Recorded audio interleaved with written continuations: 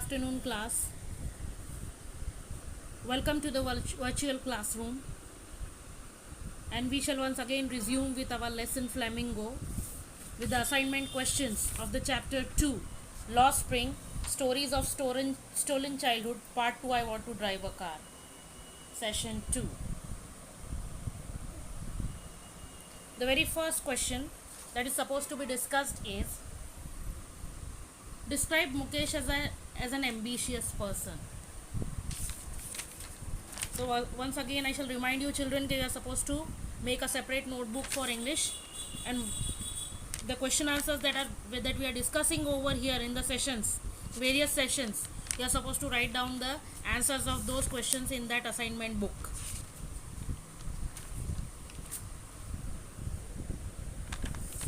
So first of all, as usual, as I discussed the thing in the earlier session also, when you are writing the answer, at that time mention the name of the lesson, then the writer's name, a short introduction of the writer in the first paragraph along with a short summary of the lesson, and then proceed writing the main answer.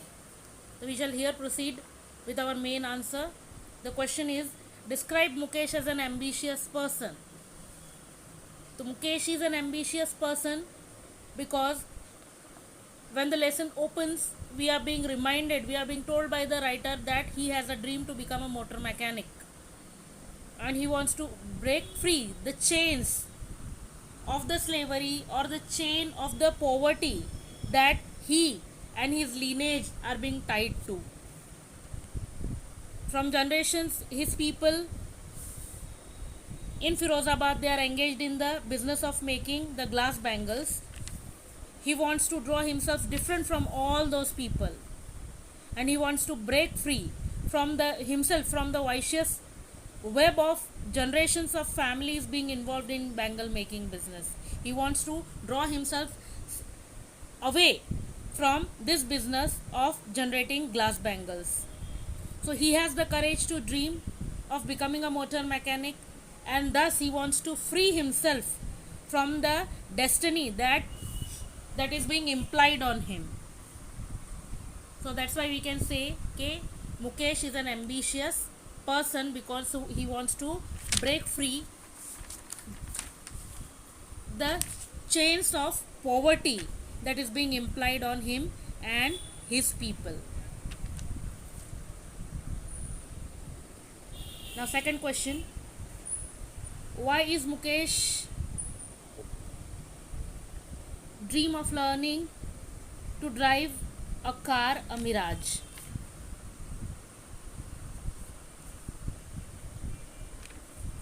So as it has been discussed in the earlier question, Mukesh, he belongs to the generation of bangle making people involved living at Firozabad, where each family is engaged in bangle making. So in each and every house of Firozabad, you will be seeing people engaged in making the glass bangles only. The people living over there, they do not know anything else except making these glass bangles. So when being asked to Mukesh, what is his aim, then he replies to the writer saying that I will be a motor mechanic. So he wants to learn to drive a car also. Thus he wants to be his own master. He does not want to be a bangle maker. But because he is trapped in the vicious circles of poverty, and because he is having no hope or no godfather who can lift him up and take him out of this vicious circle, he will not be able to get through his dream and will remain a bangle maker only.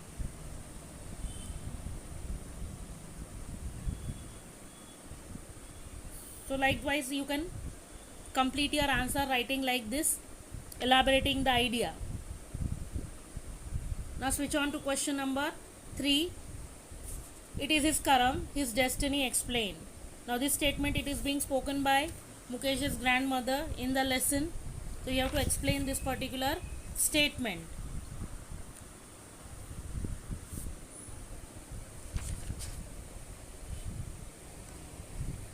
So Mukesh, somewhere he showed disapproval in the belief that bangle making was his destiny by choosing a new vocation, a new career of making his own destiny, because he wants to be a motor mechanic and he wants to fulfill his dream anyhow, to break free the chains of slavery, or the break free the chains of poverty that is being implied to him and his generation. That's why he has decided to become a motor mechanic and learn to drive a car, because he has seen his parents and the other people over there at Firozabad also trapped in the circle of poverty and exploitation. They are being exploited by sahukars, middlemen, politicians, and even police also. And if they try to establish the cooperatives, then there is the policemen. They obviously, without any reason, they are catching hold of these people and they will be the victim in their hands. So he did not want to remain in the bangle making profession. He had the courage to break free from the family lineage of bangle making, and he was ready to walk a long distance to reach a motor garage, even to learn the profession of car, of repairing the car or mechanizing the car. He had even thought that he would request the garage owner to hire him initially as a helper, and he will learn, finally he is going to learn the trade.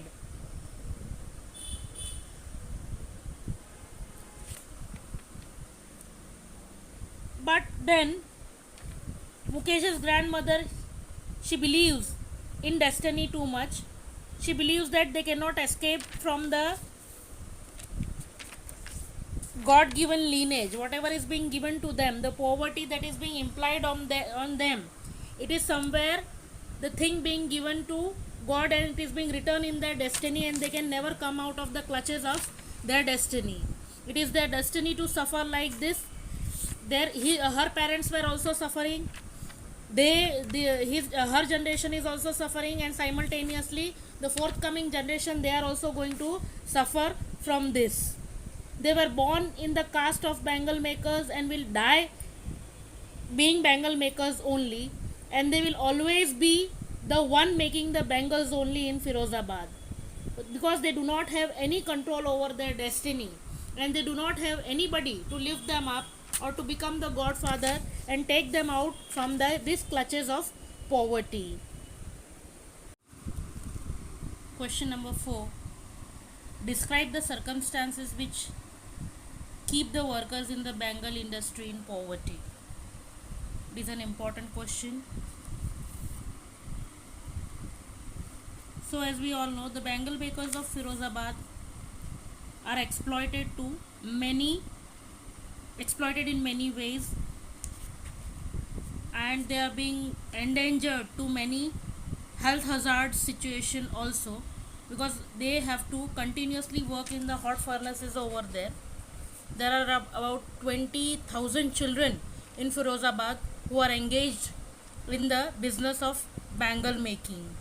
So many of the children work near the hot furnaces during the daylight, and they often lose their eyesight before their adulthood.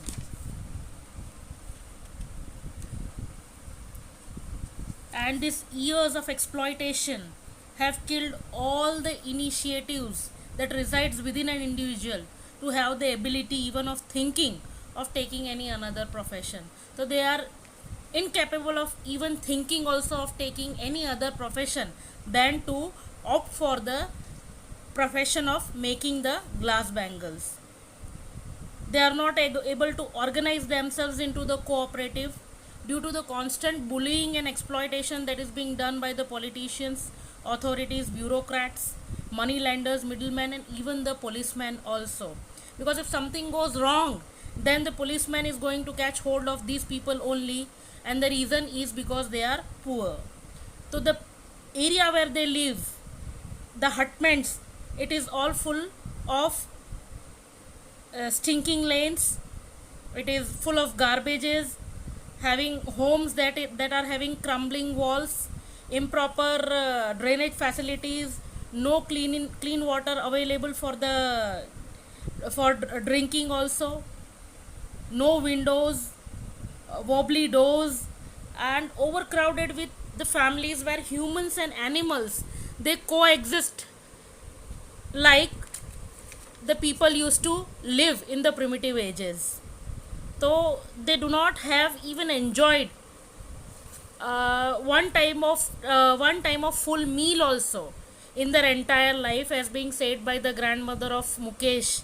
Okay, she has not eaten even one time full meal also in her whole life. So they are being exploited to such an extent, and because they are captured or because they are adapted to live in this stereotyped life, they cannot adopt or they cannot opt for anything else except making the glass bangles.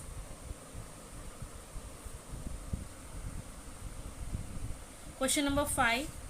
How is Mukesh's attitude towards his situation different from that of Sahib, and why? So both the protagonist of our first part,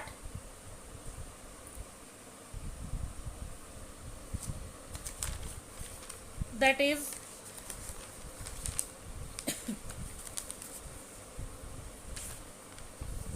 sometimes I find a rupee in the garbage.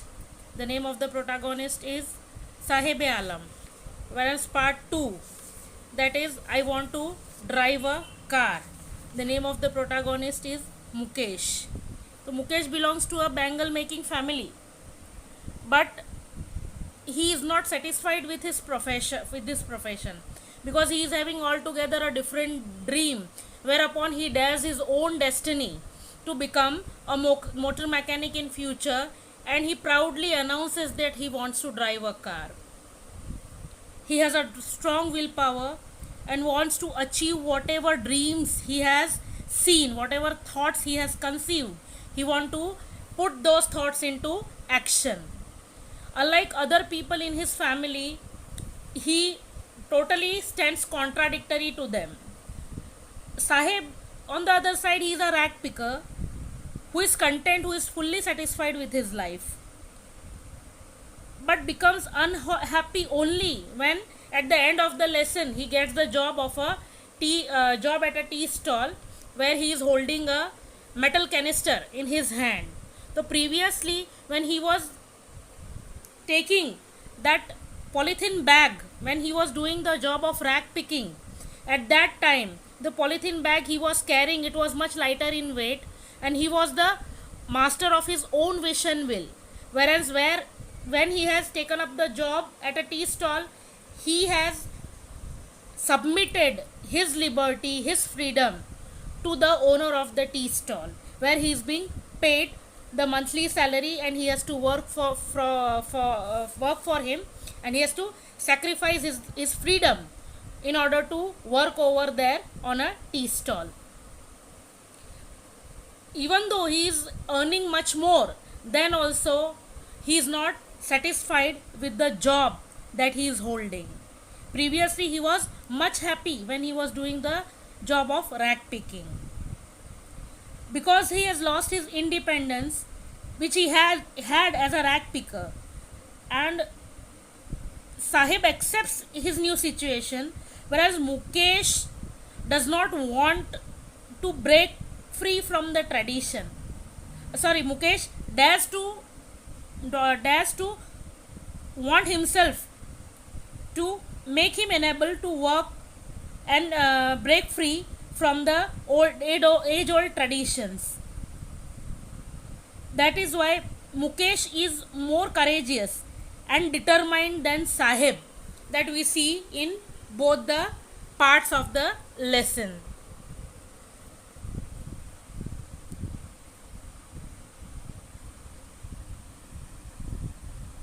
Question number 6. Lost Spring explains the grinding poverty and traditions that condemn thousands of people to a life of abject poverty. Explain. Obviously, Lost Spring narrates the grinding poverty and tradition to which thousands of people have been succumbed to. Both the stories even though both of them they have different tracks, but they do depict the poor facet of our country India. The story written by Anis Jung revolves around the pitiable condition of the poor children who have been forced to live in the slum, and they are working hard in order to earn their livelihood.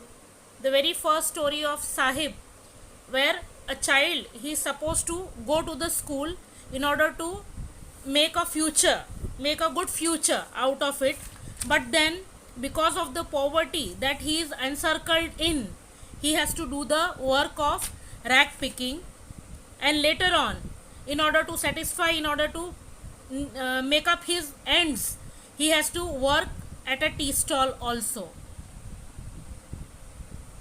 So here they are being forced to live in slums and work hard in conditions which even endanger their health also. Likewise, we are seeing in the part 2, okay, the people, the more than 20,000 children, they are working over there in the hot furnaces, and they are endangering themselves. Most of them, it is being said, okay, most of the children over there, because they have to work in the dark rooms over there, they are losing their eyesight before they enter the adulthood. The first part of the lesson gives the writer's impression about the life of poor rag picker and the family of the rag pickers. They have migrated from Bangladesh in order to earn their livelihood over here, in order to find a better future at Simapuri area of Delhi. Whereas the second part narrates the miserable life of the bangle makers in Firozabad, where most of the family members or most of the people belonging to Firozabad, they are engaged in the work of making the glass bangles. The stark reality of these families is that in spite of back-breaking hard work that they are put into, they cannot even afford to have meals of 2 times. And besides false and blind beliefs in traditions, since their childhood they are being determined, it is being put up into the mind of the children that they are going to be the bangle makers, only their destiny, it is being written in their destiny that they are destined to be the bangle makers. So these children, they are not able to break the stereotype. So such sort of mentality does not let their children to take up any respectable or better paying jobs also, which can improve their financial situation, because most of the families working over there, they are living in a poor situation since ages, and as being said earlier, they do not have any godfather, or they do not have the leader of their own, so that he could work on their behalf and somewhere will be able to give them a better livelihood and improve their financial condition and the situation that they are being forced to live in.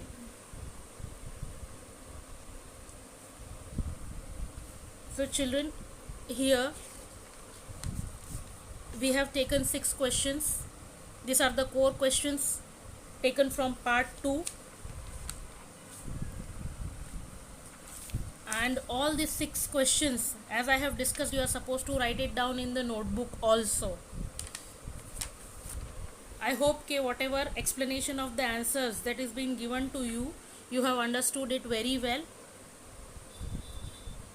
Now I shall meet you in the next session.